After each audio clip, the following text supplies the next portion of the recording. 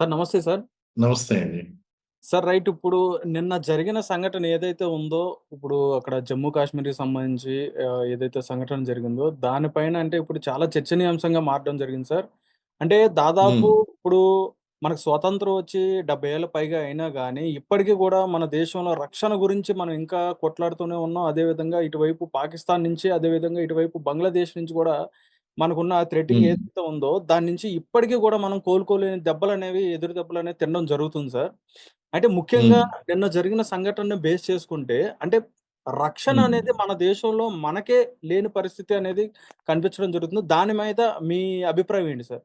మీరు చూడండి, జమ్మూ కాశ్మీర్ అనేటువంటి అంశము మనకి స్వతంత్రం వచ్చినప్పటి నుంచి కూడా అది సాల్వ్ కానటువంటి ఇష్యూ. ఇప్పటికి కూడా మనకి సాల్వ్ కాలేదు. భవిష్యత్తులో ఎప్పుడు సాల్వ్ అవుతుంది అనేటువంటి విషయం మనకు తెలీదండి. మనకి 99% ఆల్‌మోస్ట్ ఆల్ 99.99% సహృద్భావ వాతావరణంలోనే మనం జీవిస్తున్నాం. If you compare to Israel, పాలిస్తాన్, Ukraine ఇలాంటి కంట్రీస్‌తో గనక మిడిల్ ఈస్ట్ కంట్రీస్‌తో గనక పోలిస్తే మనం చాలా సహృద్భావ వాతావరణంలో జీవిస్తున్నామండి. అయితే అక్కడక్కడ జరిగేటువంటి ఇటువంటి చెదురుమదురు సంఘటనలు ఏదైతే ఉన్నాయో, వాటికి మనం ఎప్పటికప్పుడు బీఫిట్టింగ్ రిప్లైస్ అంటే కుక్క కాటుకి చెప్పు దెబ్బ అన్నట్టు, ఆ టైంలో మనం దెబ్బలు కొట్టుకుంటూ రావాల్సి ఉంటుంది. ఇలాంటి సంఘటనలనేటువంటివి మనకొస్తూనే ఉంటాయి. కారణం ఏంటి అంటే, మనం స్వతంత్రం వచ్చిన తర్వాత స్వతంత్ర దేశంగా, స్వతంత్ర రాజ్యంగా ఉన్నటువంటి కాశ్మీర్ రాజు ఇటు పాకిస్తాన్‌లో గాని, లేదా భారతదేశంలో గాని కలవడానికి ఇష్టపడలేదాయన. ఆయన స్వతంత్ర దేశంగా ఉంటా అన్నాడు. ఎప్పుడైతే పాకిస్తాన్ కాశ్మీర్‌ని ఆక్రమించడానికి ప్రయత్నించిందో, మమ్మల్ని కాపాడండి మహాప్రభు అని జవహర్లాల్ నెహ్రూ దగ్గరికి రావడం. మనం భారతదేశంలో కలవాలి అనేటువంటి కండిషన్ మనం పెట్టడం. ఆ కండిషన్ పెట్టిన తర్వాత కాశ్మీర్ యొక్క ఆర్టికల్ 370 ద్వారా దాన్ని భారత రాజ్యాంగంలో చేర్చడం. ఇవన్నీ కూడా చకచకా జరిగిపోయాయి. అయితే ఆ రోజు కాశ్మీర్‌ని మనం ఆక్యుపై పాకిస్తాన్ ఆక్యుపై చేసినటువంటి పాక్ ఆక్యుపైడ్ కాశ్మీర్ ఏదైతే ఉందో, ఆ పాక్ ఆక్యుపైడ్ కాశ్మీర్‌ని మనం మనం ఎళ్ళాం. పాకిస్తాన్ మీదకి యుద్ధానికి వెళ్ళామండి. ఎందుకంటే ఈ కాశ్మీర్‌ని సపోర్ట్ చేస్తూ. అయితే ఆ యొక్క అమెరికా యొక్క జోక్యం వలన స్టేటస్‌ని అలాగే మెయింటైన్ చేయడం అనేటువంటిది అలాగే వదిలేసామండి. అంటే అమెరికా మధ్యలోకి అగ్రరాజ్యం మధ్యలో రావడం, నచ్చజెప్పడం. అలాగే దాన్ని ఇష్యూని సాల్వ్ చేయకుండా వదిలేయడం అనేటువంటిది మనం చేసినటువంటి గొప్ప చారిత్రక తప్పిదం. అదే సార్. ఆ పాక్ ఆక్యుపైడ్ కశ్మీర్ అనేటువంటిది ఒక రాచపుండులా తయారైంది భారతదేశానికి. ఆ రాచపుండు ఏంటి అంటే, అక్కడ పాక్ ఆక్యుపైడ్ కాశ్మీర్‌లో ఈ సీమాంధ్ర ఉగ్రవాదాన్ని ప్రోత్సహించేటువంటి ఉగ్రవాద సంస్థలన్నీ కూడా వాటి యొక్క సంస్థలని ప్రోత్సహించడం. అక్కడి నుంచి ఆజాద్ కాశ్మీర్ అని చెప్పి ఒక ఉద్యమాన్ని లేవదీయడం. ఆజాద్ కాశ్మీర్‌ని లైవ్‌లో ఉంచడం కోసం వాళ్ళు సమయానుకూలంగా ఉగ్రవాద దాడులనేటువంటివి చేయడం. ఇవన్నీ కూడా పాకిస్తాన్‌కి కొనసాగిస్తున్నటువంటి అంశం అండి. అలాగే భారతదేశము, పాకిస్తాను ఏదో జస్ట్ ఆర్థిక కారణాల వలనో, మరే కారణాల వలన విడిపోయాయి అంటే కాదు. ఇది మతపరంగా విడిపోయినటువంటి దేశాలండి. అదే సార్. కార్ల్ మార్క్స్ చెప్పినట్టు మతం అనేటువంటిది మత్తుమందు లాంటిది. ఆ మత్తుమందుని పూర్తి స్థాయిలో పుచ్చుకున్నటువంటి దేశం పాకిస్తాన్. అదే సార్. ఈ ఇటువంటి ఇస్లామిక్ కంట్రీస్ ఏదైతే ఉన్నాయో, ఇటు మనం ఈస్ట్ పాకిస్తాను, వెస్ట్ పాకిస్తాన్ గతంలో బంగ్లాదేశు దానికి కూడా మనం గతంలో బంగ్లాదేశ్‌కి హెల్ప్ చేసామండి మనం. అవును సార్. బంగ్లాదేశ్‌కి హెల్ప్ చేస్తే, ఆ బంగ్లాదేశే ఈరోజు మతపరంగా భారతదేశానికి వ్యతిరేకంగా తయారవ్వడం. అక్కడ ఉన్నటువంటి సంస్థలు, ప్రజల యొక్క మనోభావాలు చూడండి అవన్నీ కూడా. అవును సో, సార్. ఈ ఇస్లామిక్ టెర్రరిజం, ఇస్లామిక్ ఫీలింగ్ అనేటువంటిది ప్రపంచంలో ఒక తీవ్రమైనటువంటి సమస్యగా ప్రారంభమైంది. ముఖ్యంగా ఇటు పాకిస్తాన్ నుంచి. అదే సార్. ఇటు వెస్ట్‌లో ఉన్నటువంటి పాకిస్తాన్ నుంచి, ఇటు ఈస్ట్‌లో ఉన్నటువంటి బంగ్లాదేశ్ నుంచి మనం ముఖ్యమైనటువంటి సమస్యలనేటువంటివి ఎదుర్కొంటున్నాం. ఇవి ఆటోమేటిక్‌గా ఇప్పుడు చైనా ఆల్రెడీ అదొక డామినేషన్ గేమ్ ఆసియా కంట్రీలో లీడ్ చేయాలనేటువంటి ఉద్దేశ్యం దానికుంది. So, obviously that is started supporting Pakistan. China ఏమో పాకిస్తాన్‌ని సపోర్ట్ చేస్తుంది. అలాగే నేపాల్ యొక్క సపోర్ట్ కూడా తీసుకుంది. ఇలాగా భారతదేశం చుట్టూ కూడా శత్రు దేశాలనేటువంటివి తయారయ్యాయండి. అటువంటి నేపథ్యంలో మనకి ఈ ఉగ్రవాదాన్ని కంట్రోల్ చేయడం శాశ్వతంగా అదే ఇంకా సార్. కొంత సమయం తీసుకుంటుందండి. ఎందుకంటే మన దేశ భౌగోళిక సమగ్రతను కాపాడుకోవాలి అంటే ఇలాంటి ఇష్యూస్ అనేటువంటివి వస్తూనే ఉంటాయి. వాటికి ధీటైనటువంటి సమాధానం చెప్తూనే ఉండాలి. వాటికి సమాధానం చెప్తూనే మనం ముందుకి పురోభివృద్ధిలో దూసుకుపోవాలండి.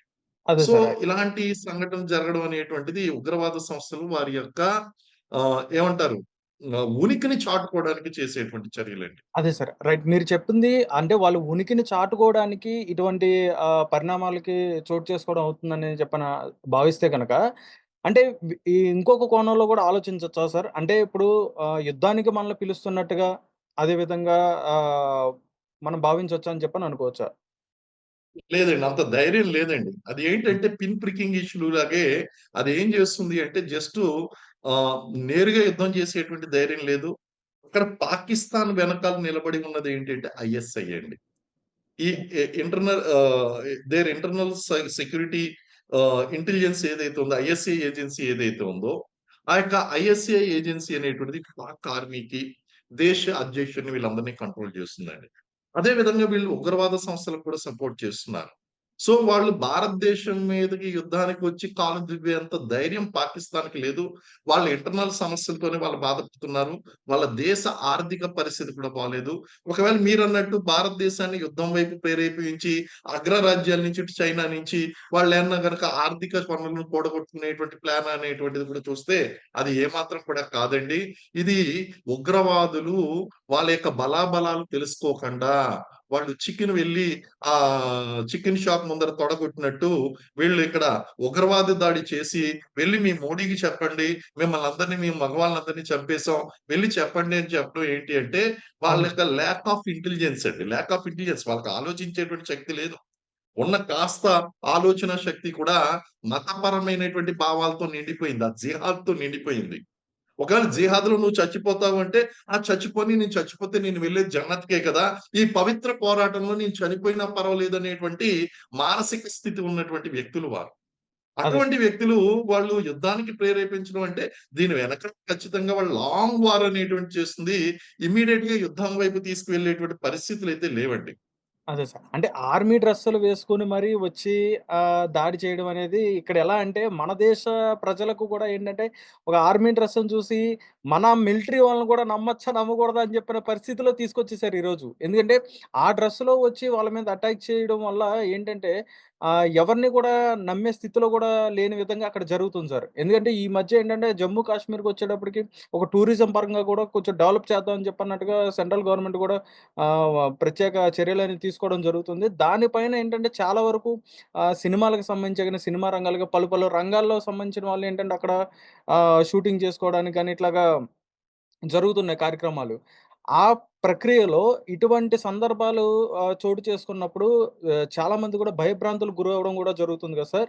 అంటే దానిపైన మీ ఉద్దేశ్యం ఏంటి సార్? అంటే ఒక యూనిఫార్మ్ యేసుకొచ్చే వచ్చి అదే విధంగా దాడి చేసే అంత వాళ్ళకంత ఫ్రీడమ్ ఎలా కలిగిందని చెప్పననుకోవచ్చు? వాళ్ళకి ఆ దారి ఎలా దొరికిందని చెప్పననుకోవచ్చు? దారి అంటే మీరన్నారు చూడండి, ఆ దారి అని జెప్పేసి. ఇప్పుడేంటి అంటే డిసెప్షన్. ఇప్పుడు ఉగ్రవాదులుగా వాళ్ళు నేరుగా చాలా దూరం ప్రయాణించలేరు. అదే ఆర్మీ డ్రెసెస్ గనక వేసుకున్నట్లయితే వాళ్ళ యొక్క మోడస్ ఆఫ్ ఆపరేంట్ ఇప్పుడు నేషనల్ ఇన్వెస్టిగేషన్ ఏజెన్సీ ఆ పనిలో ఉంది. వాళ్ళు ఏప్రిల్ ఫస్ట్ వీక్‌లోనే వాళ్ళు రెక్కీ అనేటువంటిది ప్రారంభించారు. ఈ ఏరియాలో తిరిగారు. అలాగే ఈ ప్రాంతంలో ఎలా రీచ్ అవ్వాలి అనేటువంటిది ఒక బైక్‌లోనే వాళ్ళు రాగలరు. ఎందుకంటే వెహికల్ రాదు. ఒకేళ నడుస్తూ వెళ్ళాలి అంటే గనక వాళ్ళని మన ఆర్మీ దళాలు చుట్టుముట్టేస్తాయి. కాబట్టి బెస్ట్ వే ఏంటంటే బైక్ మీద రావడం. సో, బైక్‌లు ఉపయోగించారండి. అలాగే వాళ్ళని పట్టుకోకుండా ఉండాలి అంటే గనక ఆర్మీ డ్రెసెస్ అనేటిది ఒక డిసెప్టివ్ ప్లాన్. అదొక హ్మ్. Deceptive plan. అంతే తప్ప ఆర్మీ మీద ఉన్నటువంటి విశ్వాసాన్ని దెబ్బతీయాలి అనేటువంటి ఉద్దేశ్యంతో ఉగ్రవాదులు ఆర్మీ డ్రెస్ వేసుకోలేదు.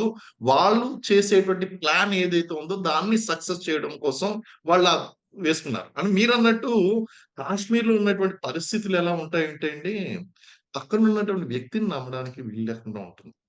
మేము కాశ్మీర్‌లోకెళ్ళినటువంటి కొత్తలో ఎలా ఉండేది అంటే, ఎవరైనా సరే గడ్డం పెంచుకొని, మీసాలు తీసేసి, శాలువా కప్పుకొనుంటే, ఈ శాలువా వెనకాలేమన్నా ఏకే-47 పెట్టుకున్నాడేమో! అంటే ప్రతి ఒక్కరిని కూడా చాలా అనుమానిస్తూ, భయం భయంగా సస్పెక్టివ్‌గా చూసేటువంటి పరిస్థితులండి. ఓకే. సో, అక్కడ కాశ్మీర్‌లో ఉన్నటువంటి పరిస్థితులన్నీ కూడా బయటికి వెళ్ళినటువంటి వ్యక్తి ప్రాణాలతో తిరిగొస్తాడా లేదా? లేదా మేము కాశ్మీర్ పోస్టింగ్ వెళ్ళాము అంటే, మా ఫోటో తిరిగొస్తదా? లేతే మేము వ్యక్తులుగా తిరిగొస్తాం అన్నది నమ్మకం ఉండదు. ఓహ్! అంటే నిత్యం భయపడుతూ బతకవలసినటువంటి పరిస్థితులండి. ఈ అపనమ్మకం అనేటువంటిది ఈ రోజు కాదండి.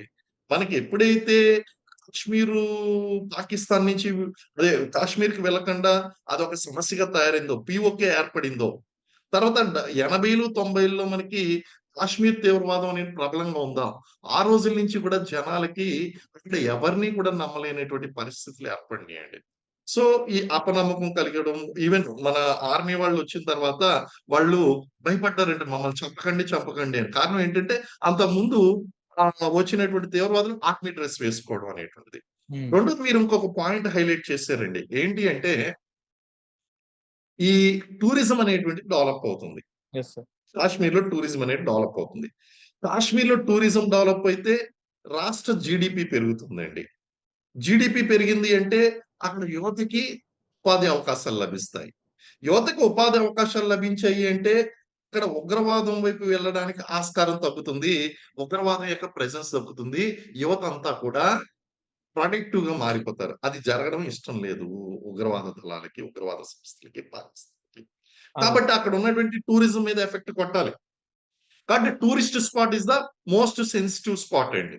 కాబట్టి వాళ్ళేం జేశారు, ఆ యొక్క ఇండియన్ స్విట్జర్లాండ్‌గా పేరు పొందినటువంటి ఆ పహల్గాం ప్రాంతం చుట్టూ కొండలు, మధ్యలో మంచు, లోయ ప్రాంతం. అవును. మంచి స్పాట్‌గా ఎంచుకున్నారు. ఎంచుకుని వాళ్ళ మీద దాడి చేయడం అనేటువంటిది చేసింది. ఇది టూరిజం మీద చేసినటువంటి దాడి. అందుకే వాళ్ళు ఎంచుకుని మరి ఫారినర్స్‌ని కూడా అంటే ఏంటి, మనకు మాక్సిమం ఇన్‌కమ్ ఫారినర్స్ ద్వారా వస్తదండి. అవును సార్. ఆ ఫారినర్స్ ద్వారా వచ్చేయండి. రేపొద్దున ఏమనుకోవాలి, ఇతర దేశాలు అందరూ కాశ్మీర్ వెళ్ళకండి. భారతదేశం కనీసం వాళ్ళని కాపాడుకోలేకపోతున్నారు. వాళ్ళ ఉగ్రదాడులను ఆపలేకపోతున్నారు కాబట్టి మనం అక్కడికి వెళ్ళొద్దు. హ్మ్. ఆగిపోదాం. ఇప్పుడు చూడండి మనకి ఎకానమీ కర్ణాటకలో హుబ్లీ దగ్గర మనకి ఒక టూరిస్ట్ స్పాట్‌లో విదేశీయుల మీద అత్యాచారం జరిగిందండి. అక్కడ అదే. వెంటనే ఏం జరిగిందంటే, అక్కడ ఇజ్రాయెల్ నుంచి వచ్చినటువంటి టూరిస్టులందరూ కూడా అక్కడి నుంచి వెళ్ళిపోవడం జరిగింది. ఇమ్మీడియేట్‌గా వెళ్ళిపోయారండి అక్కడి నుంచి. అదే సో, సార్. ఇలాంటి టూరిస్ట్ స్పాట్‌ల్లో గనక విదేశీయుల మీద ఏదైనా దాడులు జరిగాయి అంటే, ఇమ్మీడియేట్‌గా ఏం జరుగుతుందంటే, వాళ్ళందరూ కూడా నెక్స్ట్ ఫ్యూ ఇయర్స్ వరకు అక్కడ విజిట్స్ అనేటువంటివి ఉండవండి. రైట్ వాళ్ళ సార్. మెయిన్ ఉద్దేశ్యం అది. అంటే అవును సార్. ఎకానమికల్‌గా భారతదేశాన్ని దెబ్బ కొట్టాలి. దెబ్బ కొట్టాలని చెప్పని అలాగే ప్రయత్నిస్తారని చెప్పారు. ఉనికిని చాటుకోవాలి. అదే సార్. యువతకి ఉపాధి లేకుండా చెయ్యాలి. వాళ్ళని తీవ్రవాదం వైపు ఆకర్షించాలి. ఇవన్నీ కూడా హిడెన్ ప్లాన్స్ అండి. దీని వెనకాల ఉన్నటువంటి హిడెన్ ప్లాన్స్. అదే సార్. అంటే మనం ఇప్పుడు చూసుకున్న విజువల్స్ ఏవైతే ఉన్నాయో అందులో భాగంగా ఇప్పుడు ఎవరైతే ఆ భార్యాభర్తలు ఎవరైతే ఉన్నారో, ఆ భార్య ఎదురుంగానే భర్తను చంపేసేసి మోడీకి చెప్పండి అని చెప్పని ధైర్యంగా వాళ్ళంత ఈజీగా చేయడం అనేది ఆ విజువల్స్ అనేవి చూస్తే చాలా బాధాకరంగా కనిపిస్తున్నాయి సార్. అంటే అంత అవునండి. ధైర్యంగా వాళ్ళు చేయడానికి వాళ్ళు అంటే వాళ్ళకి ఎనకాల ఉన్న బ్యాక్ ఎండ్ సపోర్ట్ ఏముందని చెప్పని అనుకోవచ్చు. బ్యాక్ ఎండ్ సపోర్ట్ కన్నా అండి వీళ్ళు ఖచ్చితంగా వీళ్ళ వెనకాల ఉన్నటువంటి ఉగ్రవాద సంస్థ మెయిన్ సంస్థ ఏది అంటే లష్కర్ ఇ తయ్యబా. లష్కర్ ఇ తయ్యబాకి సంబంధించినటువంటి అనుబంధ సంస్థ ఏదైతే ఉందో అది వీళ్ళ మీద దాడి చేసిందండి. కానీ వీళ్ళు దాడి చేసినటువంటి ప్రాంతం ఏదైతే ఉందో అక్కడ స్టేషనరీగా ఉండదండి. అక్కడ ఆర్మీ గాని లేకపోతే లోకల్ వీళ్ళు గాని స్టేషనరీగా ఉండరు. ఎందుకంటే ఇట్స్ ఎ రిమోట్ లొకేషన్. ఆ ప్రాంతానికి మీరు గుర్రాల మీద వెళ్ళాలి, మ్యూల్స్ మీద వెళ్ళాలి. లేదా ఆన్ ఫుట్ వెళ్ళాలండి ఆ ప్రాంతానికి. అంటే ట్రాన్స్‌పోర్ట్ యాక్సెసిబిలిటీ అనేటువంటిది లేదు. వాళ్ళు ముందుగా రెక్కీ చేసుకున్నారు. ఏదైనా ఒకరు బయట నుంచి రావాలంటే ఎంత సమయం పడుతుందో వాళ్ళకి తెలుసు. ఇవన్నీ రెక్కీ చేసుకున్నారు కాబట్టి ఒక ధైర్యం వచ్చింది. ఇక్కడ ఆర్మీ లేదు. ఇక్కడ పోలీస్ లేదు. బట్ ఇక్కడ మనల్ని ఇంకా ఎవరు ఆపేటువంటి వాళ్ళు లేరు అనేటువంటి ఒక సిట్యుయేషనల్ ధైర్యం ఒకటి. అదే సార్. సర్కమ్‌స్టాన్షియల్‌గా వచ్చినటువంటిది. రెండోది ఏంటి అంటే ఉగ్రవాదులండి వీళ్ళు లష్కర్ ఇ తయ్యబా సంస్థకు చెందినటువంటి ఉగ్రవాదులు. Pakistan trained militants. కాబట్టి సహజంగా వాళ్ళు చచ్చిపోవడానికే అక్కడ జాయిన్ అవుతారండి. హ్మ్. ఇక్కడ ఆర్మీలో ఒకళ్ళు జాయిన్ అయ్యారు అంటే, రక్షణ రంగంలో జాయిన్ అయ్యారంటే, నా దేశాన్ని కాపాడుకోవాలి, నేను బతకాలి, శత్రువుని చంపాలి అనేటువంటి ఉద్దేశ్యంతో మనం జాయిన్ అవుతాం. వాడు ఖచ్చితంగా చనిపోవడానికే జాయిన్ అవుతాడండి. జిహాద్. ఈ పవిత్ర యుద్ధంలో నేను చనిపోతే నేను జన్నత్‌కి వెళ్తాను. మైండ్ సెట్ అలా ఉంటుందండి. కాబట్టి వాడు దేనికి కేర్ చేయడు. అలాగే సిట్యుయేషన్ కూడా చూసుకున్నాడు. వెనకాల ఉగ్రవాద సంస్థ is a member of Lashkar E Taiba. So ఇవన్నీ కూడా ఎక్కడలేని ధైర్యాన్ని ఇచ్చాయి. ఆ ధైర్యంతోనే వాళ్ళు ఇమ్మీడియేట్‌గా ఆర్మీ రావాలంటే కొంత సమయం పడుతుంది కాబట్టి వాళ్ళని అటాక్ చేయడం అనేటువంటిది జరిగింది. అదే సార్. అదండి అక్కడ. రైట్ సార్ మీరు చెప్పింది. అంటే సార్ ఇప్పుడు మీరు మేజర్‌గా ఉన్న సందర్భంలో అంటే మీరు మేజర్‌గా వర్క్ చేసిన సందర్భంలో ఇటువంటి పరిస్థితులు మీరు ఎదుర్కొన్నవి గాని, లేదా మీరు ఫేస్ చేసిన గాని సందర్భాలు ఏవైనా మీరు చెప్పుకోగలరా? యెస్ అండి. 1998 అండి. 1998 November 1 I faced my first encounter in my life అండి. ఓహ్! పూంచ్ రజౌరి సెక్టార్‌లో ఇండియన్ ముజాహిదీన్, హిజ్బుల్ ముజాహిదీన్‌కి చెందినటువంటి మిలిటెంట్స్ ఒక బాటిదార్ ఫారెస్ట్‌లో ఎంటర్ అవ్వడం అనేటువంటిది జరిగింది. అప్పుడు మేము ఆపరేషన్ శివశక్తి అనేటువంటిది మేము కండక్ట్ చేయడం. అప్పుడు ఆ యొక్క ఆపరేషన్‌లో హిజ్బుల్ ముజాహిదీన్‌కి చెందినటువంటి కొంతమంది మిలిటెంట్స్, నలుగురు మిలిటెంట్స్, ఐదో మిలిటెంట్ తర్వాత చనిపోవడం జరిగిందండి. వీళ్ళంతా చనిపోవడం. అంటే this situation we personally faced. నేను పర్సనల్‌గా థట్ వాస్ మై 14థ్ డే ఆఫ్ మై సర్వీస్. నేను జాబ్‌లో జాయిన్ అయిన ట్రైనింగ్ పూర్తి చేసుకొని జస్ట్ ఒక 14 డేస్ అయింది అంతే అండి. 14 డేస్ అయిన తర్వాత నేను ఫేస్ చేసినటువంటి సిట్యుయేషన్. సో, అక్కడ కాశ్మీర్ అనేటువంటి ప్రాంతము ఈ ఎల్‌ఓసి గనక చూసుకుంటే ఎల్‌ఓసికి జస్ట్ 100 మీటర్స్ అంతే అండి. ఇటు అటు చూసుకుంటే. ఇన్ఫిల్ట్రేషన్ అనేటువంటిది జరుగుతూ ఉంటుంది. మిలిటెంట్స్ అనేటువంటి వాళ్ళు వస్తూ ఉంటారు. మాకు సమాచారం అనేటువంటిది వస్తూ ఉంటుంది. ఆ సమాచారం వచ్చినప్పుడు వాళ్ళని వెతుక్కుంటూ ఆపరేషన్స్ కండక్ట్ చేస్తూ ఉంటాము. మా లక్ బావుండి, మా ఆపరేషన్స్ ప్లానింగ్ అంతా బావుంటే గనక పర్ఫెక్ట్‌గా వాళ్ళు దొరుకుతారు. ఆ తర్వాత వాళ్ళని మట్టు పెట్టడం అనేటువంటిది జరుగుతుందండి. సో, అదే. ఆల్‌మోస్ట్ ఆల్ ఇది కాశ్మీర్‌లో పనిచేసినటువంటి ఎవరికైనా సరే సర్వసాధారణంగా ఎదురయ్యేటువంటి సిట్యుయేషన్ అండి. ఎటువంటి వ్యక్తులకైనా సరే. కాశ్మీర్‌లో పనిచేసినటువంటి వాళ్ళు ఎవ్వరికైనా సరే ఇటువంటి పరిస్థితులనేటువంటివి ఎదురవుతాయండి మనకి. అదే సార్. Right sir. అయితే సార్ ఇప్పుడు ఇంకొక విషయం ఇప్పుడు ముఖ్యంగా ఇప్పుడు జరిగిన సంఘటనలు చూసుకుంటే దాదాపు హైదరాబాద్ నుంచి అంటే అక్కడ ఉన్న హాస్టేజెస్ ఇప్పుడు ఎవరైతే ఉన్నారో హ్మ్. వాళ్ళొచ్చేటప్పటికి ఈ దాడిలో హైదరాబాద్ నుంచి గాని లేదా వైజాగ్ నుంచి గాని దాదాపు ఒక 20 మంది వరకు కూడా శ్రీనగర్‌లో అంటే చిక్కుకొని ఉండిపోయారు. అయితే వారిని రెస్క్యూ చేయడానికి గాని ఇప్పుడు సెంట్రల్ గవర్నమెంట్ గాని లేదా ఇక్కడ ఉన్న స్టేట్ గవర్నమెంట్ నుంచి గాని ఎటువంటి చార్జెస్ తీసుకుంటే ఎటువంటి ప్లాన్ ఆఫ్ యాక్షన్ ఉండాలని చెప్పని మీ ఉద్దేశ్యం? అంటే గవర్నమెంట్ ఏ విధంగా రెస్పాండ్ ఇది అవ్వాలి? మనకి ఎంత స్పీడ్‌గా వర్క్ చేయాలి? Yeah! Air India already special flights అనేటువంటివి స్టార్ట్ చేసిందండి. మనకి ఎయిర్ ఇండియా వాళ్ళు ఆల్రెడీ స్టార్ట్ చేశారు. దాదాపు డెఫినైట్‌లీ ఇద్దరిని ఇట్ ఈస్ ఎ మట్టుబెట్టారని గవర్నమెంట్ చెప్పని వార్తలు గూడా వచ్చినియి సార్. ఏదండి ఏమంటారు? దాదాపు ఒక ఇద్దరిని మత్తుబెట్టారని చెప్పని గూడా వార్తలనేవి గూడా ఇప్పుడు వచ్చినియి సార్. ఏదైనా ఇప్పుడు చనిపోయినటువంటి వాళ్ళే ఇద్దరున్నారు అంటారు. లేదు సార్. అది ఎవరైతే లేదు సార్. మళ్ళీ ఎవరైతే చెప్పండి. ఎవరైతే ఇప్పుడు ఆ టెర్రరిస్టులున్నారో వాళ్ళలో ఒక ఇద్దరిని మట్టుబెట్టారని చెప్పని గూడా రీసెంట్‌గా ఇప్పుడే రావడం జరిగింది సార్ వార్త గూడా. అచ్చచ్చా! మేబీ అండి. మేబీ జరుగుతుందండి. కారణం ఏంటి అంటే, ఆల్రెడీ వాళ్ళ యొక్క ఊహా చిత్రాలు విడుదల చేయడం, వాళ్ళు ఎవరు అనేటువంటిది విషయం మనకి వాళ్ళ ఫోటోస్ కూడా విడుదలైనియండి. And army network is so strong and intelligence is so strong. We can easily trace them అండి. అదేం పెద్ద ప్రాబ్లమ్ లేదు. అండ్ ఇంకొక విషయం ఏంటి అంటే, వాళ్ళని మట్టు పెట్టడం అదొక విషయం అయితే, ఇమ్మీడియేట్‌గా జరిగింది ఏంటి అంటే, అక్కడ బార్డర్‌లో సీజ్ ఫైర్ ఉంటుందండి. సీజ్ ఫైర్ అంటే మీరు ఫైర్ చేయొద్దు, మేము ఫైర్ చేయము. ఓకే. అయితే ఇటువంటి సంఘటనలు జరిగినప్పుడు ఇంకా ఇమ్మీడియేట్‌గా రిటాలియేషన్ ఉంటుందండి. ఇప్పుడు ఇండియన్ ఆర్మ్డ్ ఫోర్సెస్ రిటాలియేట్ చేసినియి. బోర్డర్‌లో ఫైర్ ఓపెన్ చేసినియి. ఆ ఫైర్‌లో మనకి తెలిసినటువంటి ఇన్ఫర్మేషన్ ఏంటంటే 12 మంది ఆర్మీ సోల్జర్స్, 3 పాకిస్తానీ బంకర్‌లు, అలాగే ఆర్టిల్లరీ గన్ పొజిషన్స్ డిస్ట్రాయ్ అయినియి అనేటువంటి వార్త కూడా వినిపిస్తుందండి సోషల్ మీడియాలో. Okay sir. సో, ఆ విధంగా గనుక చూస్తే మనం ఆల్రెడీ రిటాలియేషన్ యాక్షన్ స్టార్ట్ చేసేసామండి. అలాగే ఎవరైతే ఇప్పుడు చంపారో, ఇప్పుడు ఈ దాడిలో పాల్గొన్నటువంటి ఉగ్రవాదుల్ని వాళ్ళు చావడం guarantee. But that is not the only thing. హ్మ్. వాళ్ళు ఏ విధంగా అయితే భయాన్ని సృష్టించడానికి ప్రయత్నించారో, అంతకు మించినటువంటి విధ్వంసాన్ని సృష్టించాలి. అంతకు మించినటువంటి భయాన్ని సృష్టించాలండి మనకి. సార్ బాలాకోట్ దాడుల్లో అదే చేసాం. అవును సార్. సార్ అంటే ఇప్పుడు మళ్ళీ ఇప్పుడు అదే చేయాలండి మనం. అదే సార్. అంటే సో, మరి ఇప్పుడు సో ఆ వీళ్ళు దా చనిపోవడం అనేటువంటిది గ్యారంటీ. అదే సార్. అదే సార్. అంటే యాహ్! యుద్ధానికి పిలుపునిస్తున్నట్టుగానే కనిపిస్తుంది కదా సార్ అప్పుడు. కాదండి. కాదు. హ్మ్. ఇది చిన్న సైజ్ ఆపరేషన్స్ అండి. ఆపరేషన్‌కి, వార్‌కి ఒక తేడా ఉందండి. ఇలాంటి ఆపరేషన్స్ ఎన్నైనా కండక్ట్ చేస్తూ ఉంటాం. ఇది రెగ్యులర్ అయిపోయారు ఫర్ ఆర్మీ. అదే సార్. ఈవెన్ సర్జికల్ స్ట్రైక్ కూడా వార్ కాదు. అది కయ్యానికి కాలు దూవుతుంది. బ్రెయిన్ లేదు. ఆ పని చేస్తుంది. కానీ ఇది వార్ అనేటువంటిది it's very big thing. War అదే. అనేటువంటిది వెరీ బిగ్ థింగ్ అండి. అది డెసిషన్‌కి అంత త్వరగా మనం వెళ్ళం. ఎందుకంటే ప్రెజెంట్ సిట్యుయేషన్‌లో గనక మనం వార్‌కి వెళ్తే ఇప్పుడు రష్యా నెగ్గింది, ఉక్రెయిన్ నెగ్గింది, పాలస్తీనా నెగ్గింది, ఇజ్రాయెల్ నెగ్గింది. నెగ్గినోడు ఏడుస్తాడు, ఓడినోడు ఏడుస్తాడు. ఓడినోడు ఎక్కువ ఏడుస్తాడు, నెగ్గినోడు తక్కువ ఏడుస్తాడు.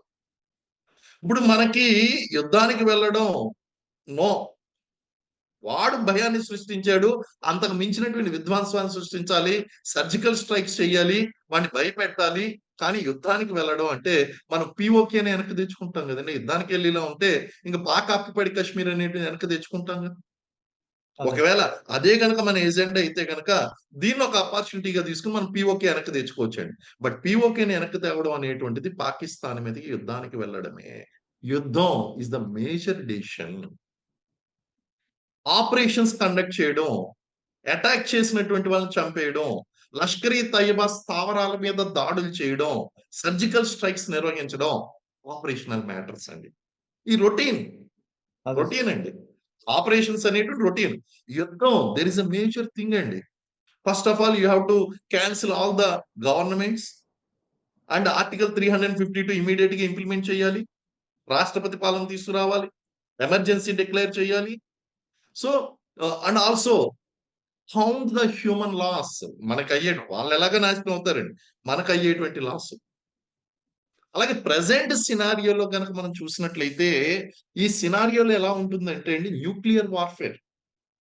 అవతలోడు చనిపోయే ముందు నాకు దక్కంది ఎవరికీ దక్కడానికి వీల్లేదనే మెంటాలిటీ కదండీ. పాకిస్తాన్ ఎలాగో వైపౌట్ అవుతది. సరే పోతా పోతా ఒక న్యూక్లియర్ బాంబ్ వదులుదాం. Hmm. Loss or not. So, it's a very major decision అండి. యుద్ధం అనేటువంటిది చాలా పెద్ద డెసిషన్. మనం యుద్ధానికి వెళ్ళవలసినటువంటి అవసరం లేదు. వాడిని ఆహ్, మనల్ని ఎక్కడైతే డిస్టర్బ్ చేసినటువంటి వాడిని భయపెట్టి వదలొచ్చండి. Surgical strikes. లేకపోతే అదే. వాడిని చంపడం. యుద్ధం అనేటువంటి సొల్యూషన్ కాదు. మనం అందుకే డిప్లొమాటిక్ వార్‌ఫేర్‌కెళ్తున్నామండి. అంతర్జాతీయ స్థాయిలో పాకిస్తాన్‌ని దోషిగా నిలబెట్టడం. ఇట్స్ ఎ డిప్లొమాటిక్ విన్ అండి. మనం ఎప్పుడైతే యుద్ధానికి వెళ్ళామో డెఫినిట్‌గా ఏమిటంటే మన యొక్క ఎమోషన్స్ బావుంటాయి. చాలా బావుంటది. కానీ భవిష్యత్తులో కొన్ని తరాలు నాశనం అయిపోతాయండి. డెవలప్‌మెంటు కొన్ని దశాబ్దాలు వెనక్కెళ్ళిపోతుంది.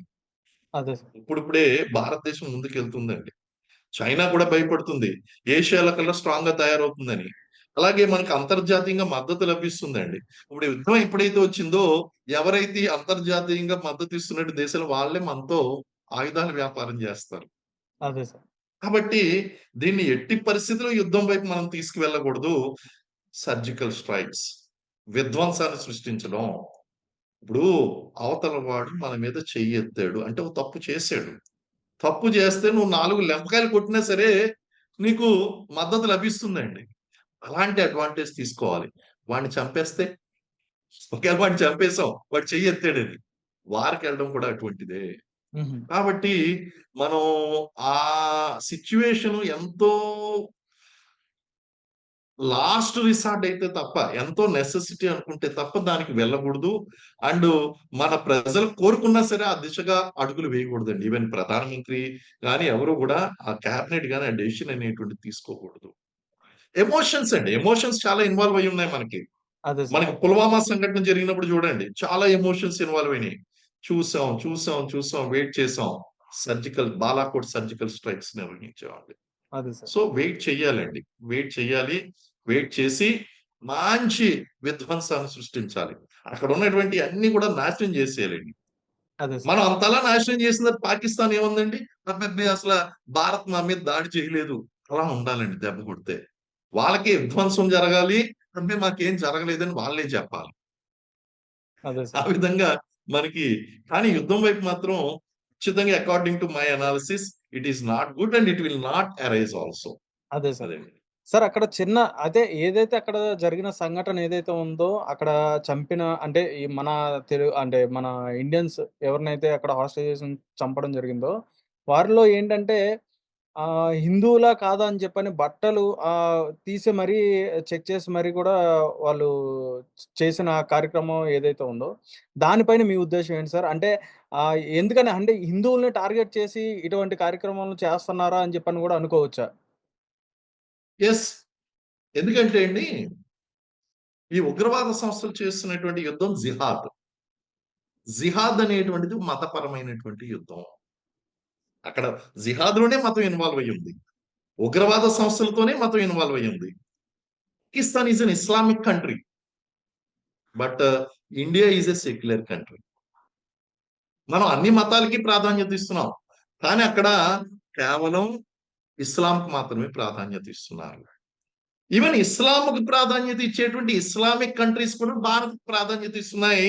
కానీ ఇక్కడ హిందూయిజం అండ్ యాంటీ హిందూయిజం ఒక రకంగా నువ్వు ఇస్లాంని ప్రేమించడం అంటే దాని డెఫినిషన్ ఎలా మార్చేసారంటే పాకిస్తాన్‌లోని ఉగ్రవాద సంస్థలు యాంటీ హిందూయిజం కింద మార్చారు. హ్మ్. కారణం ఏంటి అంటే భారతదేశంలో 2011 జనాభా లెక్కల ప్రకారం గనుక చూసుకున్నట్లయితే భారతదేశంలో నివసిస్తున్నటువంటి ప్రజల్లో 79.8% అంటే సుమారు 80% మంది హిందువులున్నారు.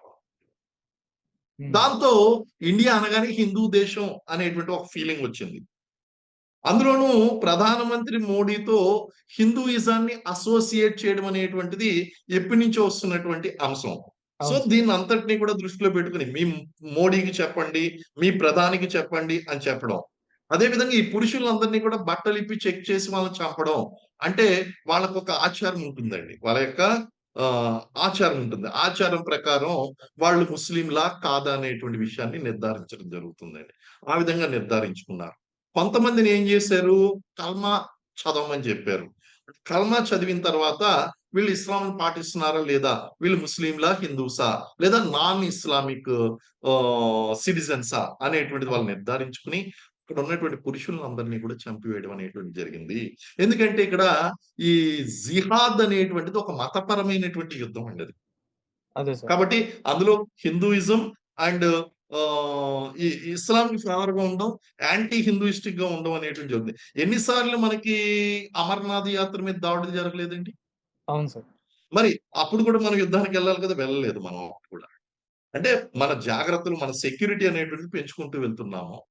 అదే అండ్ సార్. సంయమనాన్ని పాటిస్తున్నామండి. మనం ఏం చేస్తున్నాం అంటే భారతదేశం అనేటువంటిది ఒక సంయమనాన్ని పాటిస్తుందండి.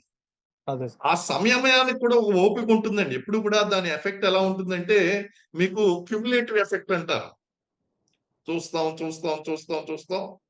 చాలా చిన్న విషయానికి ట్రిగ్గర్ అయిపోవచ్చండి భారతదేశం నుంచి. ఎందుకంటే మనం కూడా ఓపిక పడుతున్నామండి. చాలా ఓపిక పడుతున్నాం.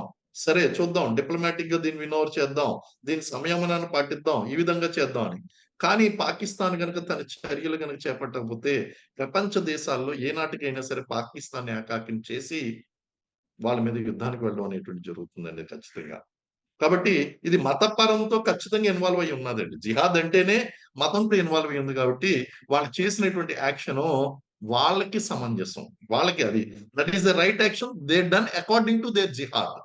అదే సార్. అదే. Right sir. అయితే ఇక్కడ ముఖ్యంగా ఏంటంటే సార్, ఇప్పుడు టెర్రరిజం అనేది అంటే ఒక టెర్రరిజం అంటే అసలు ఎందుకని టెర్రరిజం అని చెప్పని అంటారు? అదేవిధంగా టెర్రరిజం చేయడం వల్ల కలిగే వాళ్ళకి లబ్ధి ఏంటి? అనే విషయం పైన ఒకసారి మీరు చెప్పగలిగితే ఏమని చెప్తారు? టెర్రరిజం అనే పేరులోనే ఉందండి. భయభ్రాంతులకు గురి చేయడం. టెర్రర్ అంటే భయానికి గురి చేయడం. హ్మ్. వీళ్ళకి కొన్ని లక్ష్యాలుంటాయండి. ఈ లక్ష్యాల్ని మనం వివిధ పద్ధతుల్లో మనం చేసుకోవచ్చు. శాంతియుత పద్ధతుల్లో లక్ష్యాన్ని చేరుకోవచ్చు. లేదా కొన్ని విప్లవాత్మకమైనటువంటి పద్ధతుల్లో మనం చేసుకున్నాం. నక్సలిజం లాంటిది విప్లవాత్మకమైనటువంటి మార్పు ఇమ్మీడియేట్‌గా రావాలి. ఇది టెర్రరిజం అనేటువంటిది వాళ్ళ లక్ష్యాన్ని ప్రజల్ని భయభ్రాంతులకు గురి చేయడం ద్వారా, ప్రభుత్వ ఆస్తుల్ని నష్టం చేయడం ద్వారా వాళ్ళు చేస్తారు. అందుకే దాన్ని టెర్రరిజం అన్నారు. హ్మ్. తీవ్రవాదము. అతివాదంలో తీవ్రవాదం. అంటే వీళ్ళు ఆస్తులు, మాన ప్రాణాలకు, ప్రజల యొక్క ప్రాణాలకు, ప్రభుత్వ ఆస్తులకు నష్టం కలిగించి, ప్రజల్లో భయోందనలు సృష్టించేటువంటి ఒక సమూహం. అందుకే వాళ్ళని టెర్రరిస్ట్ గ్రూప్స్ అన్నారండి. వీళ్ళ యొక్క మానసిక స్థితి ఎలా ఉంటుంది అంటే, నార్మల్ పర్సన్ మీరు నేను తీవ్రవాదిగా మారమండి. ఎవరైతే సైకలాజికల్‌గా వీక్‌గా ఉంటారో, ఎవరైతే త్వరగా మతం ద్వారా ఇన్‌ఫ్లూయెన్స్ అవుతారో, ఎవరైతే ఒకరు చెప్పినటువంటి విషయాలను మంచి చెడులను ఆలోచించుకోకుండా గుడ్డిగా వాళ్ళు నమ్మేస్తారో ఇన్‌ఫ్లుయెన్సబుల్ పీపుల్ అంటారండి. వీళ్ళ యొక్క తెలివితేటలు కూడా చాలా తక్కువుంటాయండి. చాలా త్వరగా నమ్మేస్తుంటారు. మతం యొక్క ప్రభావం చాలా ఎక్కువగా ఉంటుందండి. దానికి తోడు పేదరికం, నిరుద్యోగం అనేటువంటి అంశాలు తోడవడంతో వాళ్ళు ఈజీగా ఈ తీవ్రవాదులు వాళ్ళని ప్రభావితం చేసి తీవ్రవాదం వైపు తీసుకెళ్ళిపోతారండి అటువంటి వ్యక్తులే తీవ్రవాదులుగా మారతారు. వాళ్ళకేంటి అంటే తీవ్రవాదులుగా మారి అక్కడ ఎవరినైనా సరే దాడులు చేయడం, చంపడం అంటే ఒక హీరోయిజం వాళ్ళకి. వాళ్ళకి చాలా రెస్పెక్ట్ పెరిగినట్టు. ఒకవేళ ఈ పవిత్ర యుద్ధంలో వాళ్ళు పవిత్ర యుద్ధం అని పిలుస్తున్నారు దీన్ని. అవును ఈ సార్. పవిత్ర జిహాద్ అంటే యుద్ధంలో మేము చనిపోతే, ఈ పవిత్రత్వం. అవును. జిహాద్‌లో చనిపోతే మేము జన్నత్‌కి వెళ్తాము, స్వర్గానికి వెళ్తాము అనేటువంటి ఫీలింగ్‌లో ఉన్నారండి. We're all totally brain wash చేయబడినటువంటి పీపుల్. అదే కాబట్టి సార్. వాళ్ళు భయభ్రాంతులు సృష్టించడం. టెర్రరిస్ట్ గ్రూప్స్ అనడానికి కారణం ఏంటంటే, వాళ్ళ యొక్క లక్ష్యాలు వాళ్ళకి కావాల్సినటువంటి దాన్ని ప్రజలకు భయభ్రాంతులు గుర్తు చేయడం ద్వారా, భయాన్ని సృష్టించడం ద్వారా వాళ్ళు సాధించడానికి ప్రయత్నిస్తారండి. అది. అదే సార్. సార్ చివరగా ఇక్కడ ముఖ్యంగా ఏంటంటే సార్, ఇప్పుడు చాలా వరకు గూడా పబ్లిక్‌లో గాని, లేదంటే చాలా వరకు కొంతమంది పెద్ద మనుషులు మాట్లాడే మాటల్లో చూసుకుంటే, దాదాపు ఒక 3, 4 సంవత్సరాల నుంచి గూడా ఎక్కడ గూడా ఆర్మీకి సంబంధించి గాని, దేనికి అంటే మన ఈ వీటికి సంబంధించి ఎక్కడ గూడా రిక్రూట్‌మెంట్స్ అనేవి జరగడం లేదు. అంటే రిక్రూట్‌మెంట్ జరగట్లేదు, తీసుకోవట్లేదు పోస్టింగ్‌లోకి.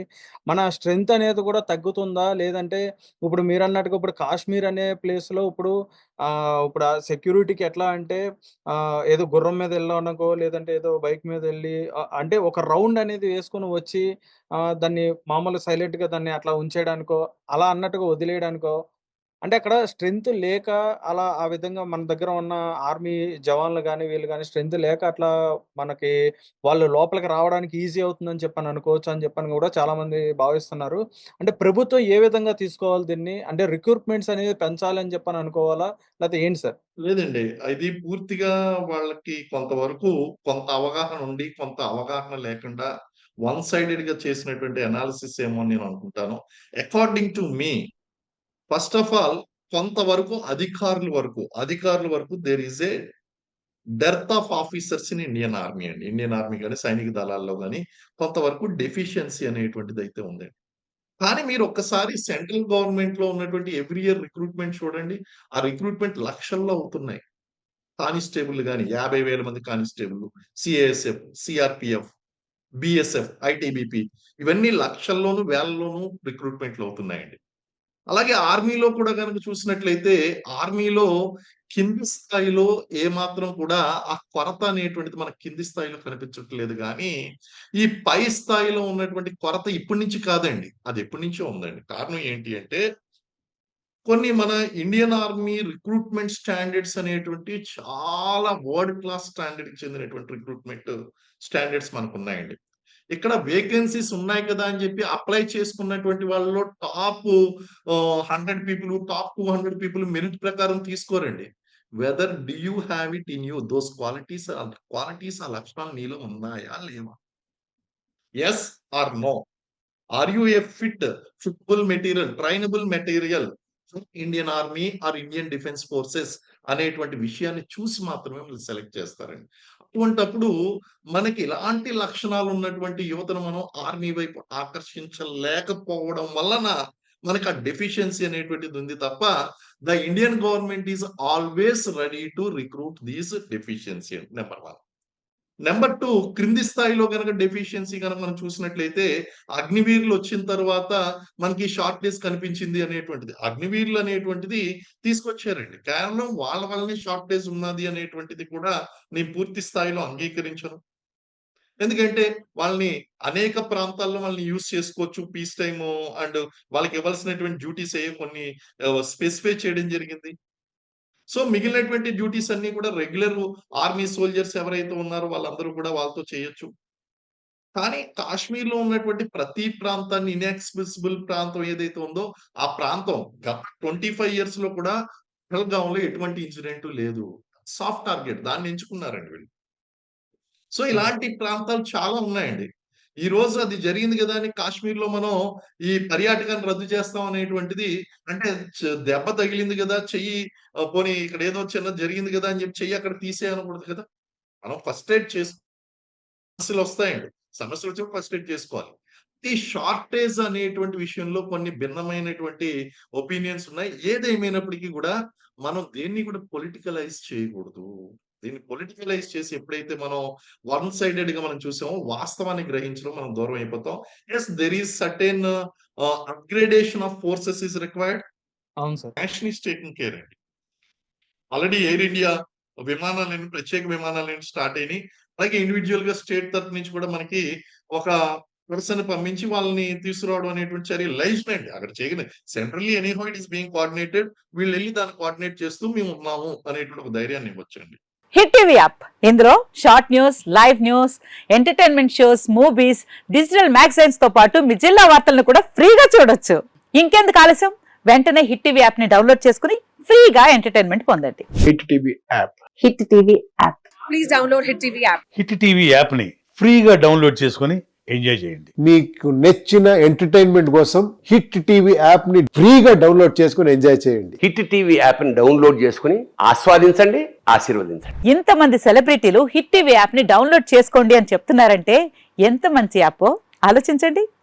అమెరికా అమెరికా అమెరికా అమెరికాలో చదవాలనుకునే వాళ్ళకి విశ్వసనీయమైన పేరు మన శౌర్య కన్సల్టెన్సీ. UK లో 1 year masters. UK లో 1 year masters. 2 years work permit up to 5 years visa. Contact Saurya Consultancy. Contact 89851 89851.